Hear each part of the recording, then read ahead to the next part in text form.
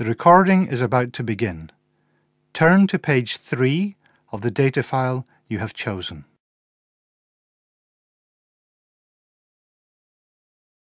OK, everyone. Now we come to item 3 on the agenda, the campus food and drink. I think we have a lot to discuss here. Donny, would you update us? Yeah. As you might know, we've been having a few problems lately. What kind of problems? Well, to start with, there have been complaints about the food and the service in some of our canteens and restaurants. Were these general complaints or something more specific about one incident? Right. We received a complaint letter from a student, Gracie Ma. You have a copy of the letter in your file. I've since been in touch with her and got some more details. She said that it happened on January the 3rd. She became ill after eating a smoked salmon sandwich in the coffee shop. She's blaming the food in the coffee shop. But people get ill for all sorts of reasons. True, but the doctor at the university clinic said it was food poisoning. Food poisoning? That's serious. So, how do they think she got food poisoning? Well, seemingly the likely cause is the smoked salmon she had in her sandwich. You know, salmon can be a real problem. I mean, if it's not kept properly, it can easily go bad. Yeah, so have you carried out any follow-up action? Have you checked the coffee shop? Yes, we carried out an inspection of the coffee shop on Monday, the 9th of January, and... You mean yesterday? Oh, yeah, sorry. We carried out an inspection of the coffee shop yesterday, the 9th of January, and we found that the ingredients for the sandwiches, like the smoked salmon, the meat, tomatoes, lettuce, that kind of thing, were kept for long periods of time out of the fridge. So basically, as they'd been leaving all the food out of the fridge for so long, it wasn't fresh and had gone off. That's awful, though I'm not surprised. Yes.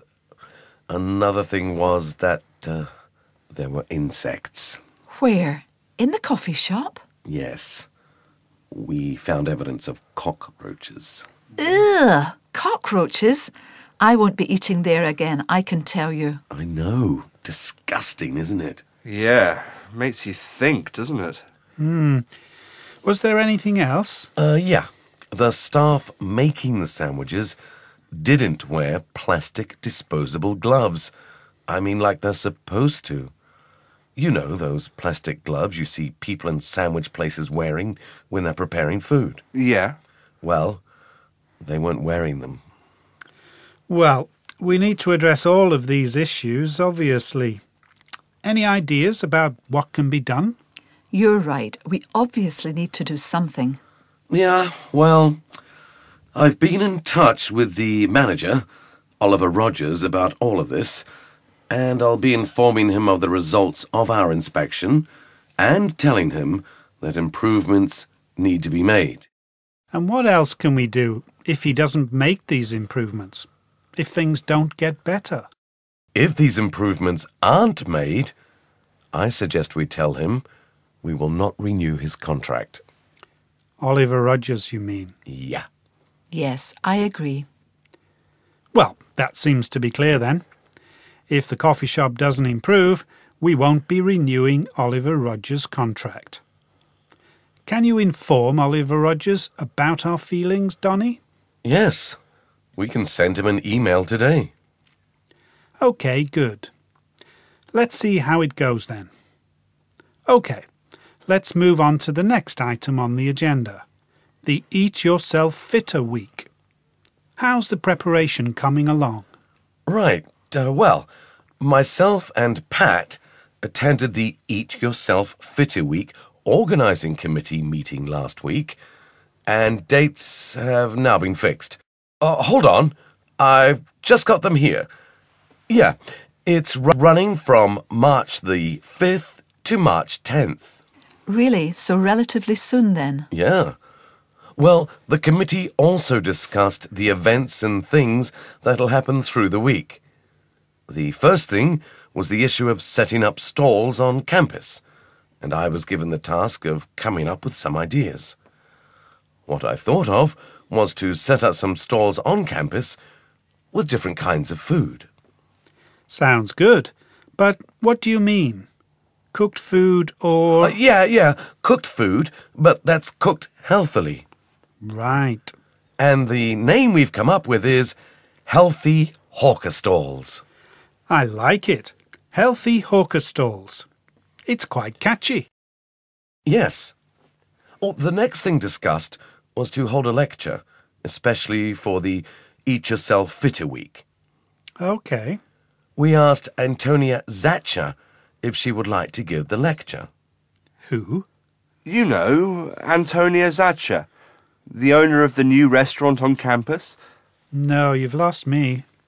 Antonia Zacher, Z-A-C-H-A. She's opening the new restaurant at the university. Oh, sorry, I know. Antonia Zacher, the chef. Right. So, is she going to do a lecture then? Yes, she was actually really keen. She's actually keen to help in any way she can in the Eat Yourself Fitter Week. Well, let's try to get her involved. When's her lecture on again? OK, we've booked the room already. Just let me find it. OK, yeah. Thursday, March the 8th, at 1 p.m. And she'll be talking in lecture room 14B. Now, the title of her lecture is Eating on a Budget. Right. Let me make a quick note of that. Antonia Zacher, Eating on a Budget, Thursday the 8th at 1 o'clock. Oh, and we've got a slogan. What? You know, a slogan. A sentence to put on the poster for the Eat Yourself Fitter Week. Oh, OK. A slogan. We thought of it the other day to encourage students to eat better. How did it go again?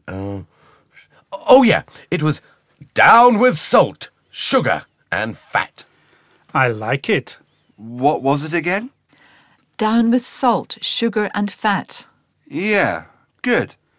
Great. Right, we'll get that on the banner as well. OK. Well, you've certainly been busy there. Maybe you can give us a further update on progress in the next meeting. That is the end of the listening component of this test. You will have 1 hour and 15 minutes to complete the writing tasks in either Part B1 or Part B2. An announcement will be made when time is up. Take off your earphones now and turn off the radio.